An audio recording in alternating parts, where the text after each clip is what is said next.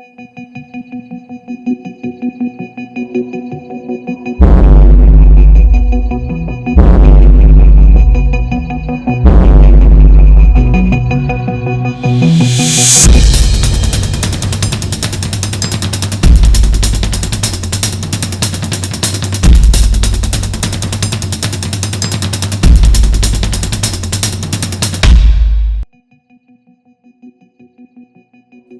পুণ্যের মাঝে মুক্তির পথটা খুব একটা সহজ ছিল না।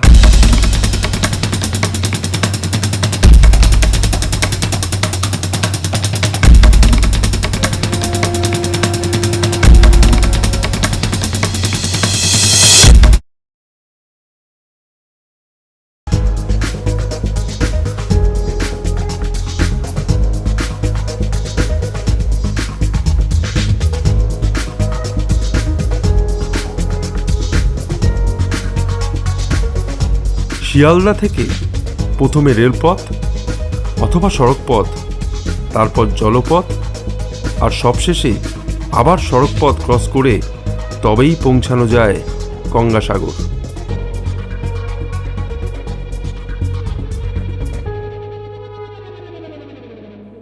আর এই রেলপথ, জলপথ, সড়কপথকে কানেক্ট করে অগণিত মানুষের পায়ে হাঁটা পথ।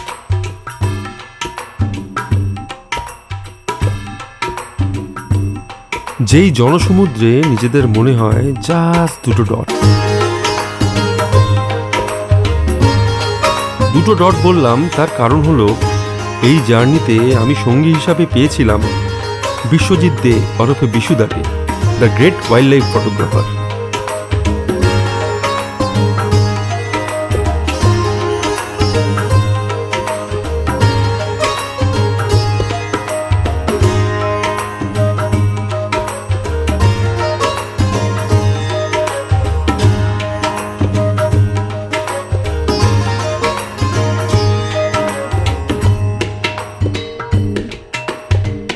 এই জার্নির প্রতিটা স্টেপে ছিল হাড় কাঁপানো হার্ডেল।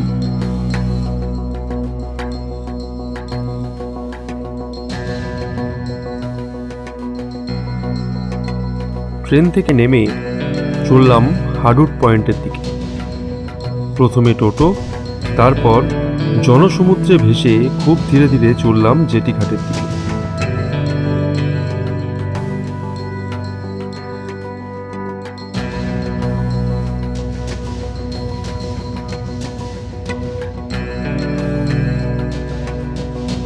আর এই জেটি ঘাটের একদম সামনে পৌঁছে হঠাৎ শোনা গেল লঞ্চ চালানো সম্ভব হচ্ছে না, কারণ ঘন কুয়াশায় নদীতে কোনো ভিজিবিলিটি নেই। জনসমুদ্রের প্রতিটা ঢেউই ধীরে ধীরে শান্ত হয়ে যে যার জায়গাতেই রাস্তাতেই বসে শুয়ে সকালের অপেক্ষা করতে থাকলাম।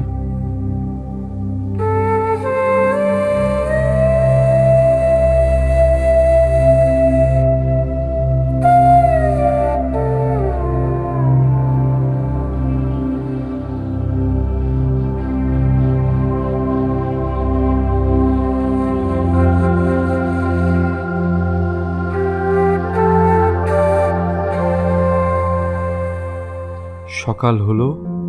সকালের কুয়াশা ঘেরা আলো সাথে নিয়ে এগিয়ে চললাম গঙ্গার দিকে।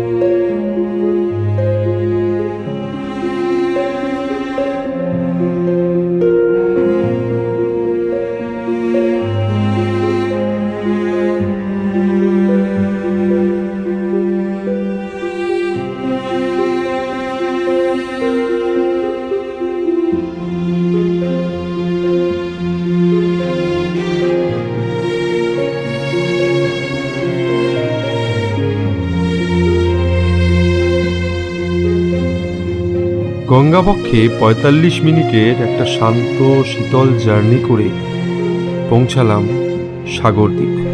গঙ্গাবক্ষে একটা বদ্বীপ।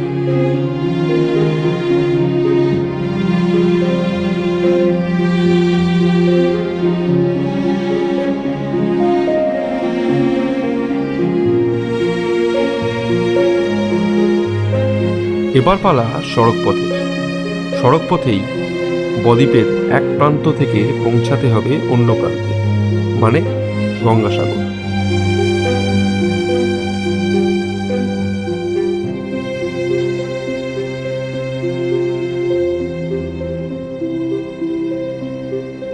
এই বদ্বীপের ওপর দিয়ে এক প্রান্ত থেকে অন্য প্রান্তে পৌঁছাতে প্রায় সময় লেগে গেল ১ ঘন্টা।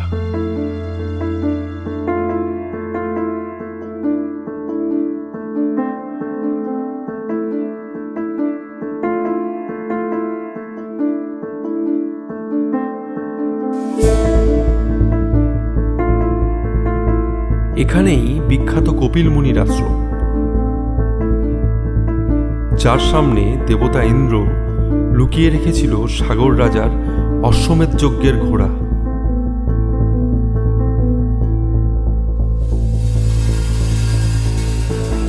সাগর রাজার ৬০,০০০ পুত্র ঘোড়ার খোঁজে এসে পৌঁছায় কপিল মুনির আশ্রমে, আর তপস্যারত কপিল মুনিকে দোষারোপ করে বসে ঘোড়া চুরির। ধ্যানমগ্ন কপিল মুনি ক্রোধের বশে ভস্ম করে দেয় সাগর রাজার ৬০,০০০ পুত্রকে। এরপর কেটে যায় বহুদিন, বহু অপেক্ষা, বহু তপস্যা, আর তারপর গঙ্গা মর্তে নেমে আসে।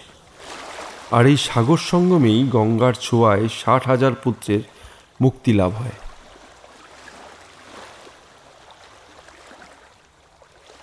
আর এই মুক্তিলাভের বিশ্বাস নিয়ে আজও পৃথিবীর বিভিন্ন প্রান্ত থেকে মানুষ ছুটে আসে গঙ্গাসাগর মেলায়।